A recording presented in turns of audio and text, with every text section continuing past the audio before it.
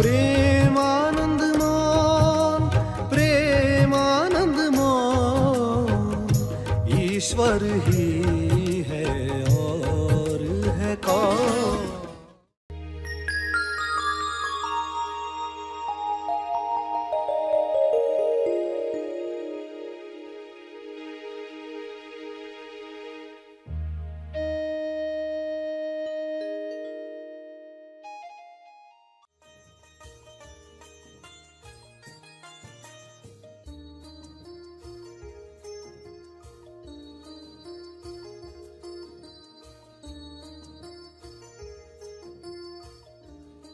ध्यान प्रार्थना बीज बोने के लिए आप सबका स्वागत करते हैं। रोज हम सब मिलकर प्रार्थना करते हैं ताकि हम खुद भी स्वस्थ रह पाएं और जो बीमार हैं उन्हें भी हम अपनी प्रार्थना का बल पहुंचा पाएं। तो आइए ग्रहणशील रहते हैं और इस प्रार्थना का लाभ लेते हैं। प्यारे खोजियों, हुक्म के आगे कुछ भी कुछ नहीं। कल गुरु नानक जयंती मनाई जाएगी। उस उपलक्ष्य में आज कुछ बातें सुनकर हुक्म साधना को भी समझने का प्रयास करें। गुरु नानक का जीवन हुक्म साधना की गवाही है। आप यह जीवन सुने, कुछ झलकियां सुने और जीवन के पीछे जो साधना छिपी थी वह समझने का प्रयास करें। धन्यवाद।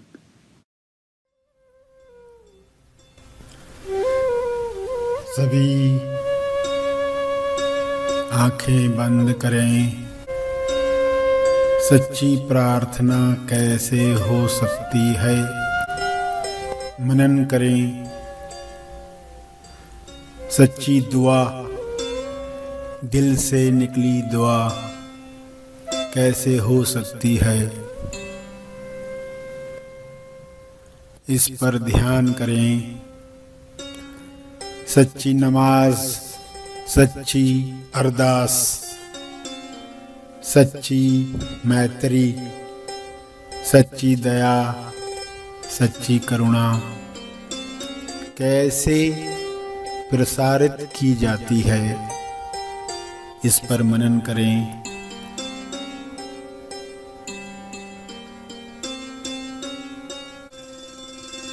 सच्चे हृदय से प्रार्थना की जाएगी तो इस प्रार्थना बीज का फल दूर दूर तक प्रसारित होगा।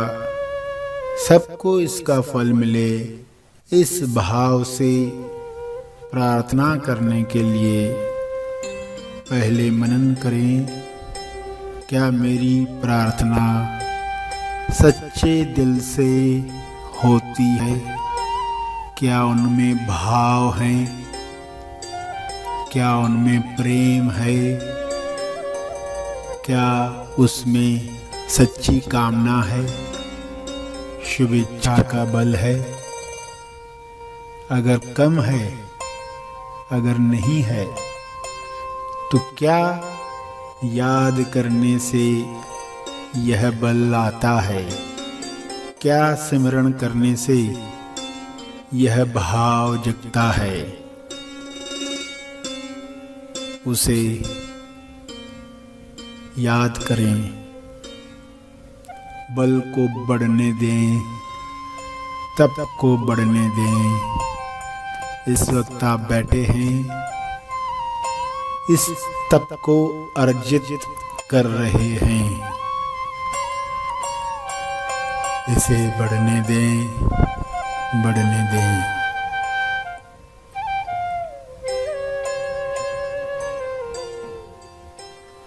हमारी प्रार्थना के दौरान हमारे विचार कहाँ होते हैं? क्या वे मौन में लीन होते हैं? क्या वे भावों को जगा रहे होते हैं? क्या वे एक दिशा में होते हैं? क्या वे निस्वार्थ भाव को लाकर मदद कर रहे हैं, या इस समय को भी हम भूत और भविष्य में जाकर कमज़ोर कर देते हैं। कहीं हमारी प्रार्थनाओं में कलाबाजियाँ तो नहीं चलते रहती हैं, तो इस समय का सदुपयोग करें। पूरी एकाग्रता, होश, अवेयरनेस में इस प्रार्थना को प्रसारित करें। इस समय में अपनी समस्याओं पर सोचते न बैठें। सब पर काम हो रहा है। इस वक्त इतने सारे लोग इकट्ठे बैठे हैं जो पूरी श्रद्धा से अनुपम मंच पर योगदान दे रहे हैं, जो आत्मनिर्भर बने हैं, औरों के मंगल के लिए बैठे हैं।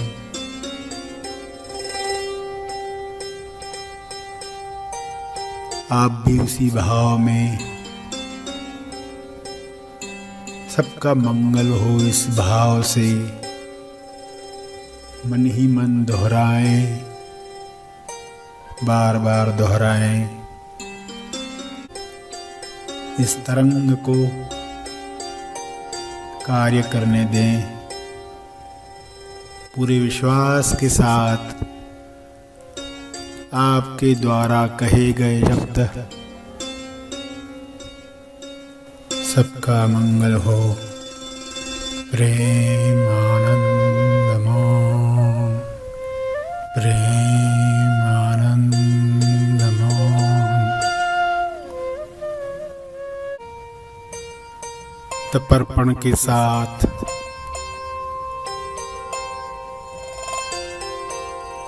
अपने तप का बल समर्पित करें।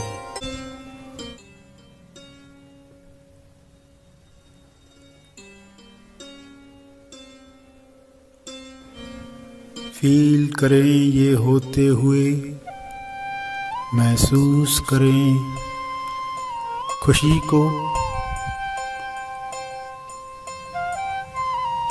देने के भाव को। मनुष्य देह का लक्ष्य पूरा हो रहा है, ईश्वर की अभिव्यक्ति हो रही है। आपके मनोशरीर यंत्र द्वारा दान हो रहा है, सबका मंगल हो रहा है।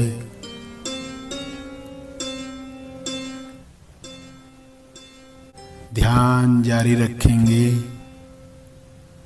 इस निर्माण हुई ऊर्जा का भरपूर लाभ लेंगे। ध्यान जो लग चुका है, सध चुका है, उसे कंटिन्यू रखें।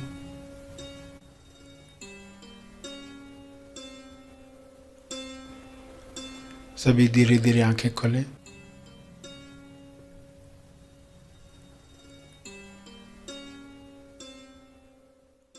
आइए सब ग्रहणशील होते हैं एक चेतना संदेश सुनने के लिए। बोले सो निहाल, सत्य श्री अकाल। पंक्तियां हम सुनते आए हैं। बोले सो निहाल, निहाल यानी खुश। जो कहेगा वो खुश हो जाएगा।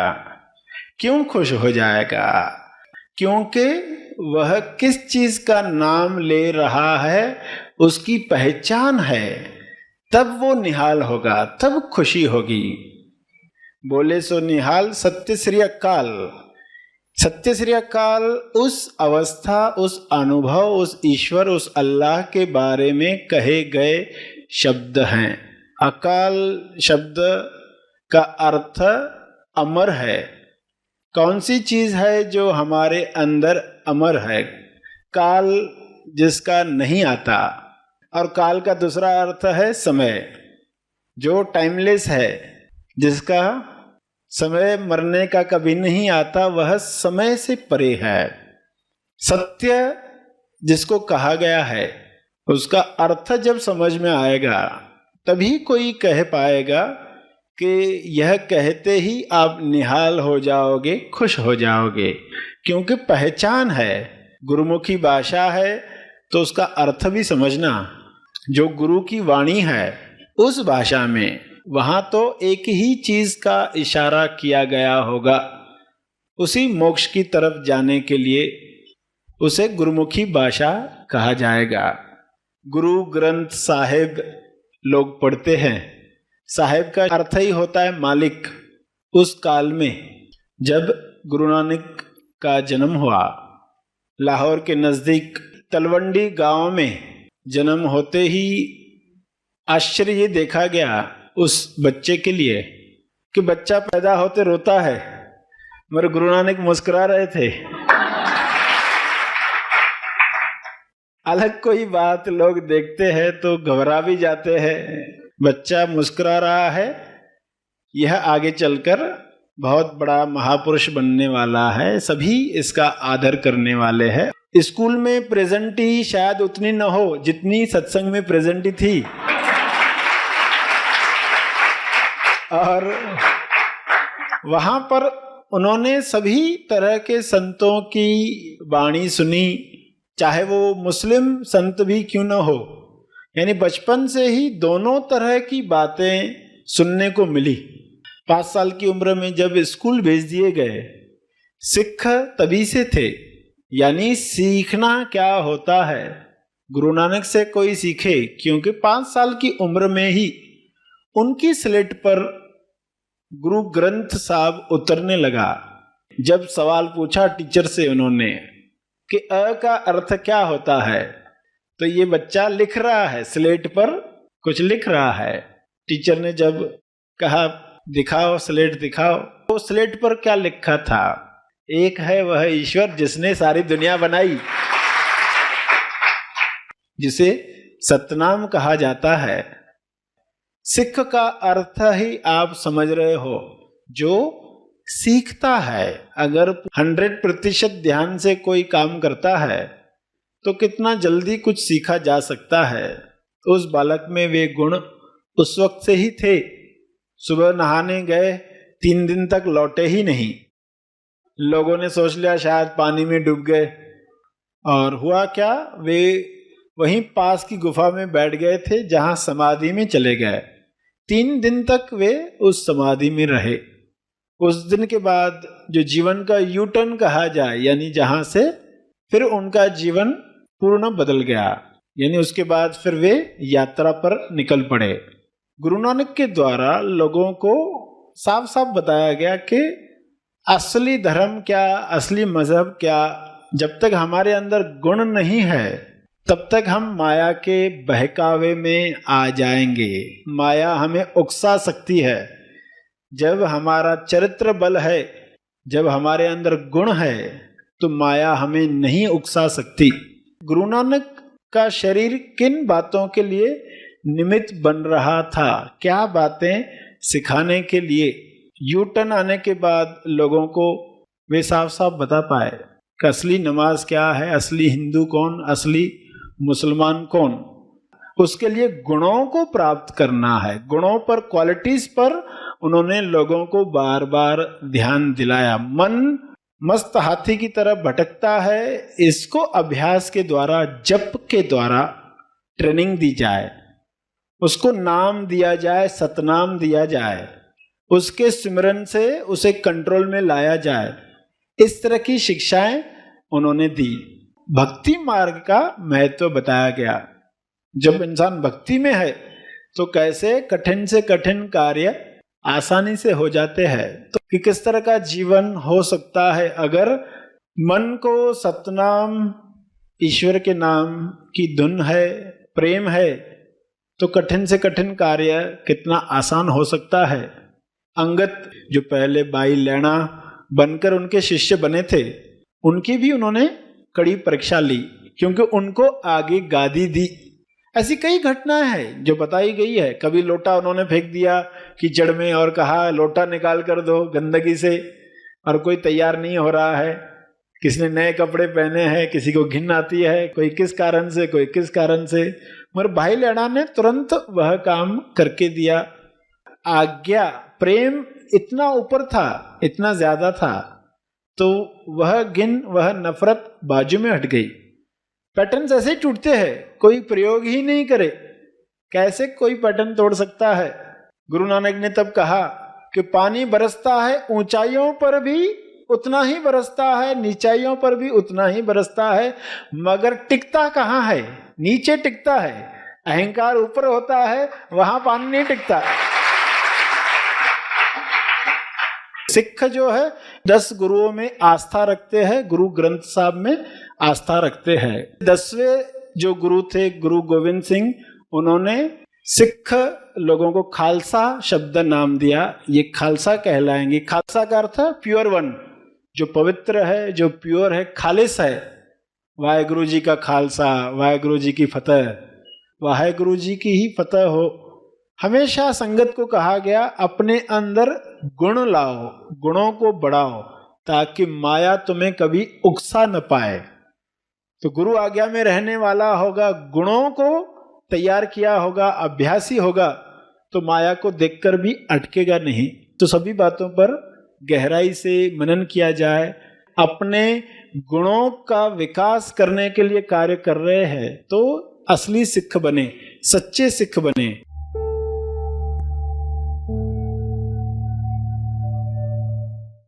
प्रार्थना और मार्गदर्शन का सभी ने लाभ लिया। आइए यहीं पर समाप्त करते हैं, कल फिर मिलेंगे। तब तक के लिए धन्यवाद। Happy thoughts.